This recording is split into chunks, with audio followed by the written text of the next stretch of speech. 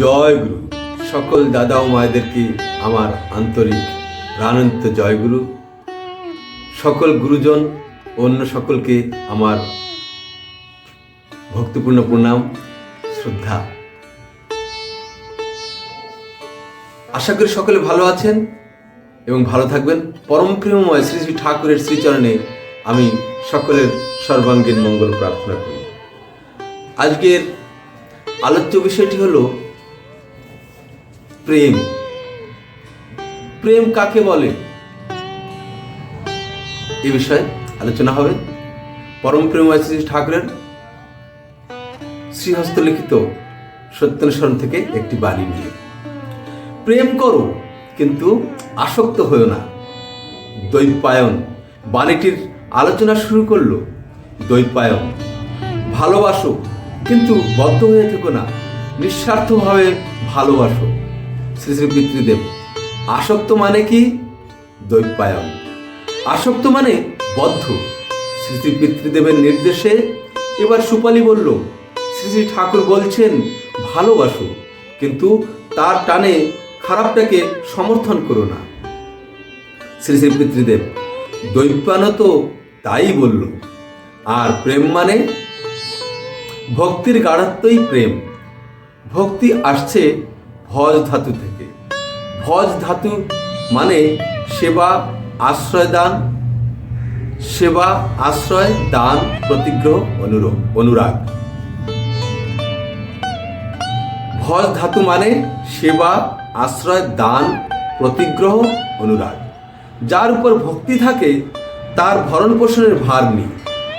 তাকে দান করি, তার জন্য অনেক করে থাকি, তার আশ্রয় গ্রহণ করে থাকি। আসক্তি মানে টান, যেটা না হলেই চলে না, এমন ভালোবাসা, সে না হলেই চলে না। এটা কার বেলায় চলে? দ্বৈপায়ন, ইষ্টের বেলায়।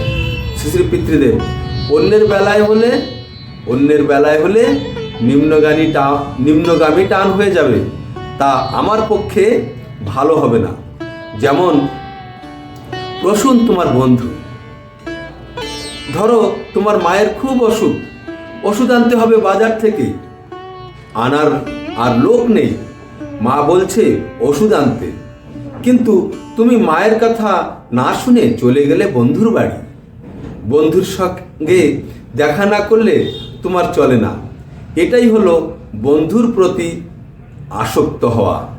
ঠাকুর বলছেন প্রেম করো, কিন্তু এমন টান ইষ্ট ছাড়া কারো প্রতি যেন না হয়। যখন বিড়ি সিগারেটে নেশা হয় তখন তা না হলেই চলে না। বন্ধুর বেলায়ও তাই। রাজা ভরতের গল্প জানো তো? রাজা ভরত খুব ধার্মিক ছিলেন।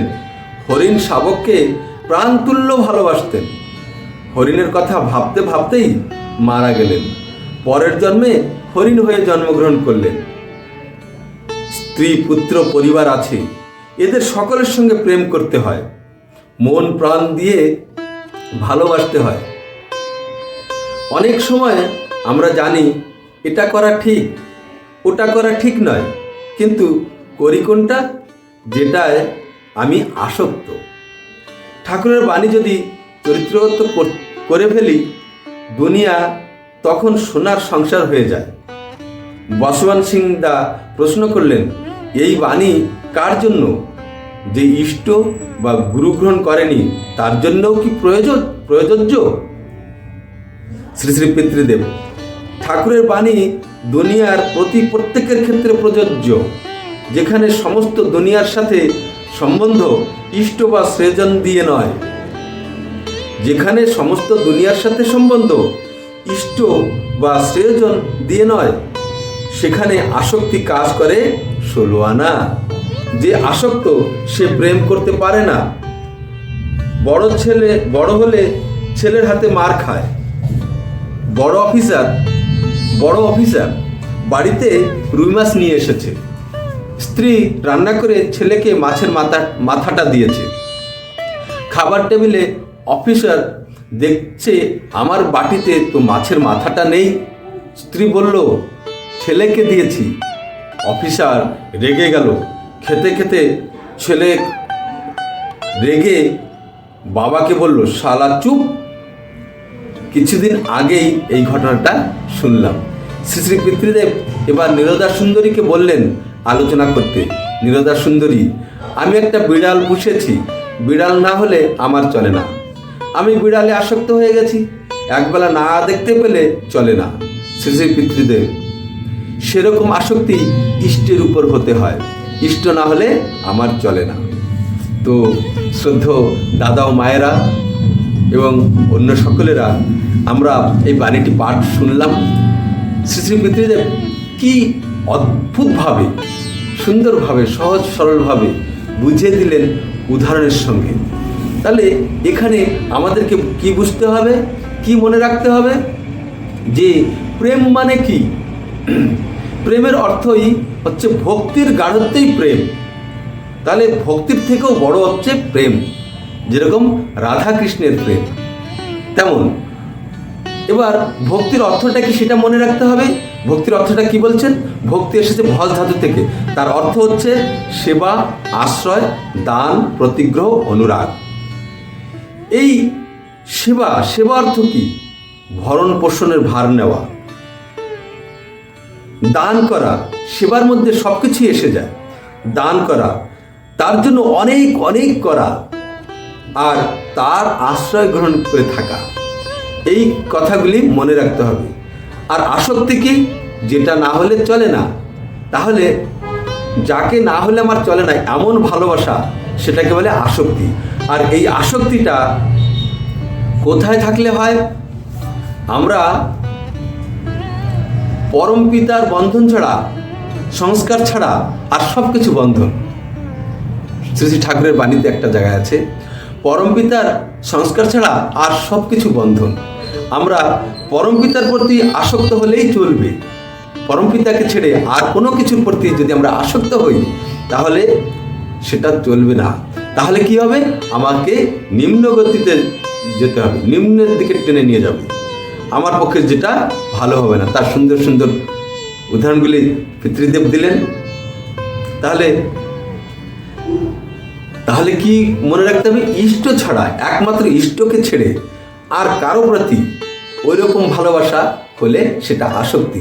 আর আসক্তিতে আমাদেরকে নিম্নের দিকে নিয়ে যায়, আমাদের ক্ষতি করায়। তাই একমাত্র ইষ্ট অর্থাৎ গুরু, পুরুষোত্তম, তাকে না দেখলে আমার ভালো লাগে না। তাকে না দেখে থাকতে পারি না, তার জন্য কিছু না করে থাকতে পারি না, তার কথা না বলে পারি না। তিনি যেভাবে বলেছেন সেইভাবে না চলে আমি শান্তি পাই না। এমনটাই আমাদের হওয়ার প্রয়োজন আছে।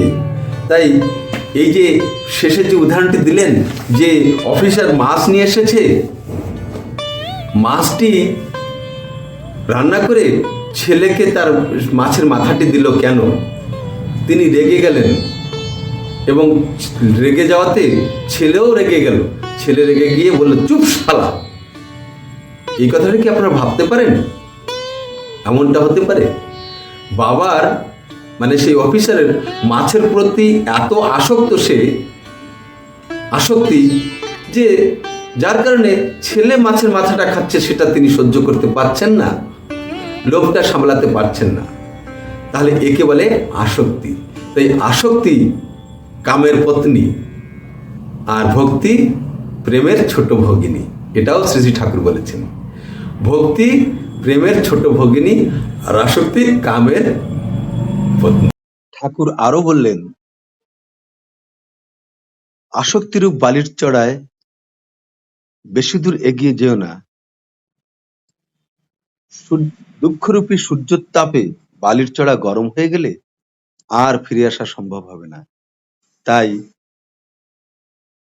আসক্তি কামের পত্নী, মায়া মরীচিকা। এর পিছনে দৌড়ালে সূর্য তাপে যখন এই আসক্তি অর্থাৎ বালির চড়া গরম হয়ে গেলে এই আসক্তি রূপী বন্ধন থেকে আমরা মুক্ত হতে পারি না। আর ভালোবাসা, আসক্তি যেখানে আছে সেখানে ভালোবাসা নেই, প্রেম নেই। তো আমাদেরকে প্রেম, আমরা প্রেম প্রেম বলি, প্রেমের প্রকৃত অর্থটা কি বুঝতে পারলেন? বুঝতে পারছেন তো এবার?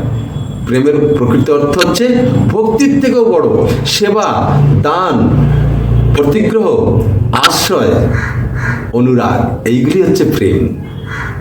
আর এই যে উদাহরণগুলি দিল, যাকে না হলে চলে না, এমন ভাব যেখানে থাকে সেখানেই প্রেম থাকে। আর এটা যদি ইষ্টকে ছেড়ে আর কারোর প্রতি থাকে সেটা হচ্ছে আসক্তি। নিশ্চয়ই বুঝতে পেরেছেন ব্যাপারটা। আর কিছু না, এতটুকু। নেক্সট ভিডিওটিতে আবার দেখাবে। জয় গুরু।